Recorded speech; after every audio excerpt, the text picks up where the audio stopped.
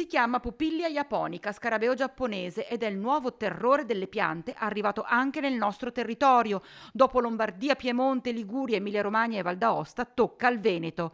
È una specie altamente invasiva. Allo stato larvale si nutre di radici di varie piante, da adulta di foglie di oltre 300 tipologie diverse su tutti gli alberi da frutto, fiori compresi, piante da giardino e coltivate.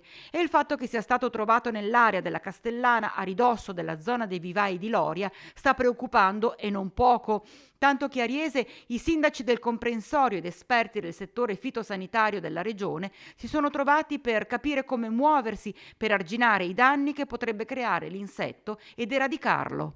Quello che si dovrà fare è un lavoro di sinergia di informazione sul territorio con le attività economiche e dall'altra parte come servizio fitosanitario ci vedrà coinvolti a supportare l'attività di controllo e di contrasto di questo insetto tramite il posizionamento innanzitutto di trappole a cattura massale per cercare di contrastare appunto la diffusione e una serie di trattamenti sia sul terreno sia su coltura in campo per eventualmente riuscire a eradicare questo insetto dal territorio.